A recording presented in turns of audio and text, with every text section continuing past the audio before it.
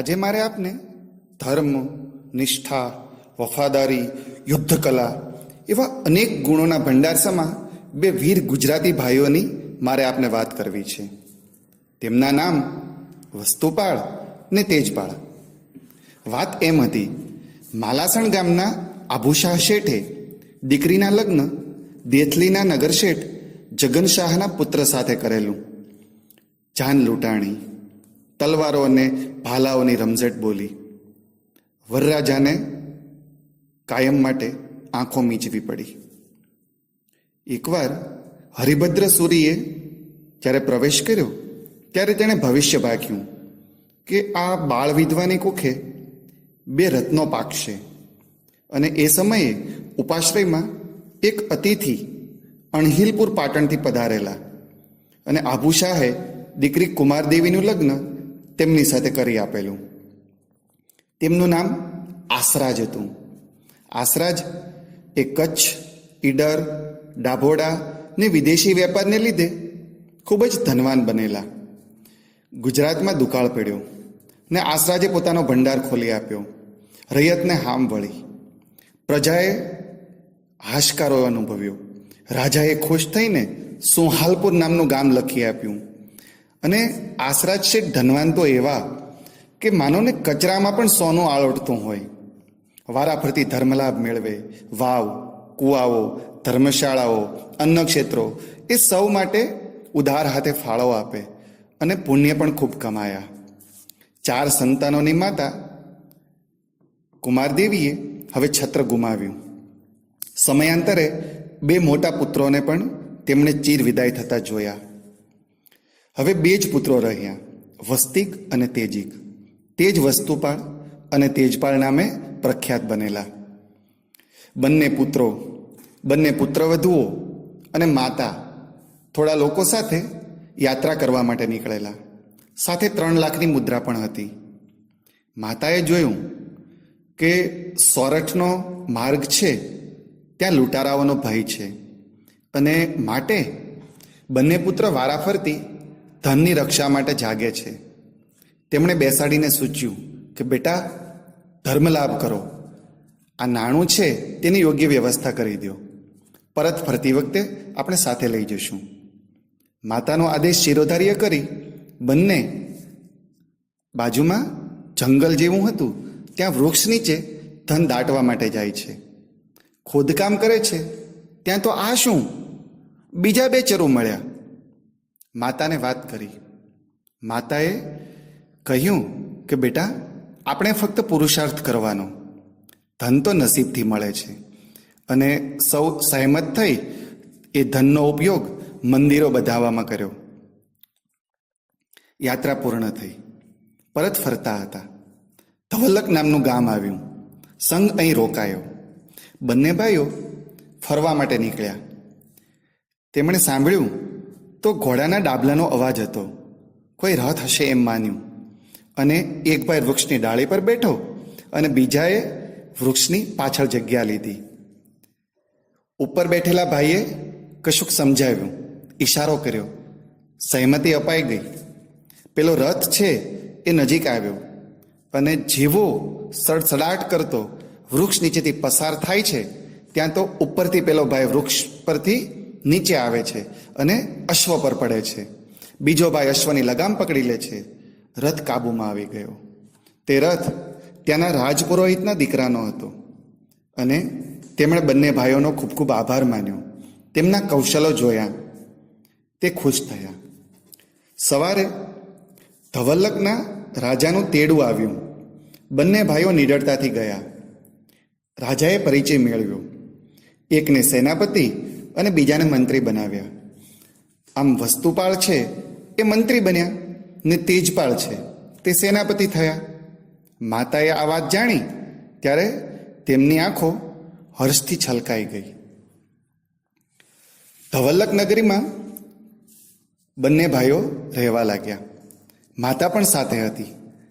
તેમણે જાણ્યું કે પડોશી રાજા શંખ એમની કનડગત વધતી રહેતી હતી અને વેપારીઓને તે ખૂબ ત્રાસ આપતો. હવે નક્કી કર્યું કે આને પાઠ ભણાવવો પડશે. તેજપાલે નાનકડા સૈન્ય સાથે સ્તંભ સ્થળ પર આ રાજા પર આક્રમણ કર્યું અને શંખે તેને ધનની લાલચ આપીને પોતાના તરફ કરવા માટે ગુપ્તચર મોકલ્યો. બહાદુર વસ્તુપાલે એને ચોખ્ખું જણાવ્યું કે ભાઈ, વેપાર તો ચીજ વસ્તુઓના હોય, નિષ્ઠાના ના હોય. યુદ્ધ જામે છે. અને એવી વીરતા બંને ભાઈઓએ બતાવી કે મધ્યાહન સુધીમાં તો યુદ્ધ જીતાઈ ગયું. સ્તંભ સ્થળ છે તે જીતાઈ ગયું એવા રાજાને સમાચાર મોકલ્યા. પણ આ શું? રસ્તામાં પરત ફરતા જ પ્રજાએ એવું કહ્યું કે ગોધરાનો રાજા ધુધુલ અમારા માલ સામાનને લૂંટી લે છે અને સખત ત્રાસ આપે છે, તેનું કંઈક કરો. તેજપાલે વિનંતી પત્ર મોકલ્યો. જવાબમાં તેણે કાજળની દાબડી ને એક ચૂંદડી ધુધુલ પાસેથી મેળવી અને તે ગુસ્સે થયા. તેજપાલ ઉકળી ઉઠ્યા. તેણે ગોધરાના પાદરમાં જ ચઢાઈ કરી. ધુધુલે બહાદુરીથી સામનો કર્યો. ધવલકનું સૈન્ય છિન્ન ભિન્ન થયું. હવે ફક્ત 7 જ સૈનિકો સાથે તેજપાલ ઊભા હતા. તમે પેલું બાહુબલી ફિલ્મ જોયું છે ને? બસ આ સાચોકલું મેદાન હતું અને સૈનિકો પણ સાચા હતા. આ તેજપાલે સૈનિકોને એવો પાનો ચડાવ્યો કે જાણે પાણીમાં રેખા દોરતા હોય એમ 8 જણા ધુધુલના સૈનિકો પર તૂટી પડ્યા. અને તેજપાલે ધુધુલને દ્વંદ્વ યુદ્ધ માટે લલકાર્યો. હવે તેજપાલના સૈનિકોએ આ જોયું ને તેઓ બમણી તાકાતથી લડવા માટે પરત ફર્યા. ધુધુલને પાડ્યો, પોતાની બધી જ શક્તિ અજમાવી, તેને જીવતો પકડ્યો ને રાજા પાસે પિંજરામાં લાવીને સૌને બતાવ્યો. તેના મોઢા પર તેણે જ મોકલેલી પેલી કાજળની ડાબલી ખોલી અને બધાની વચ્ચે તેનો ચહેરો કાળો કર્યો ને ચૂંદડી પણ ઓઢાડી. અને પેલા ધુધુલને તેનું અપમાન થયું તે જોઈ અને તેણે પોતે જ પોતાના મોતને વહાલું કરી લીધું. આવા હતા વીર તેજપાલ અને વસ્તુપાલ.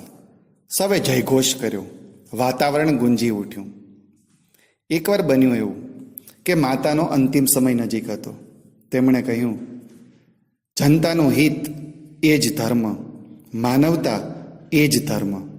અને તેઓ વિદાય થયા. જ્યારે દિલ્હીના સુલતાને ગુજરાત તરફ કૂચ કરી છે તેવા સમાચાર મેળવ્યા અને વસ્તુપાલ તે જ રાત્રે કર્ણાવતી, શ્રીસ્થલ અને પાટણના રસ્તે અર્બુદ પહોંચ્યા. ત્યાંના રાજા અને ચંદ્રાવતીના નગરશેઠ મંત્રણા કરી. અરવલ્લીની ગિરિમાળામાં સુભટો ગોઠવાઈ ગયા. અજગરની જેમ સેના છૂટી ગઈ. શ્રેષ્ઠી ધાર્ણિંગે સેનાને 3 પાંખમાં વહેંચી આપી. એક કટક દુશ્મનની સામે સીધું લડે, બીજો ભાગ પહાડમાં છુપાઈને રહે અને ત્રીજો જે ભાગ છે તે દુશ્મનને પાછળથી ભીડવે. હવે જે વચ્ચેનો જે ભાગ છે એ જેને જરૂર પડે ત્યાં એ સૈન્ય મદદ માટે જાય તેવો વ્યૂહ ગોઠવાયો. લડાઈ શરૂ થઈ. જંગ જેવો શરૂ થયો કે સુલતાનનું લશ્કર તો નાસભાગ કરવા લાગ્યું અને તેને વળાવવા માટે આમનું સૈન્ય છે કે યમુના સુધી તેમને ભીડવવા માટે ગયું. તેઓ ભાગ્યા. તેમને થયું જીવતા હશું તો બધું જ થશે. ધવલકમાં વિજયોત્સવ થયો. દીપમાળાઓથી રોશની થઈ.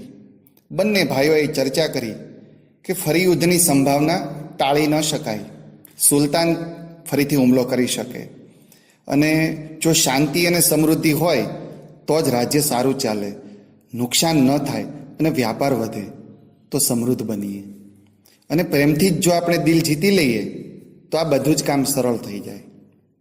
એટલામાં તો સમાચાર આવ્યા કે સુલતાનની માતા હજ પઢવા માટે જતા હતા.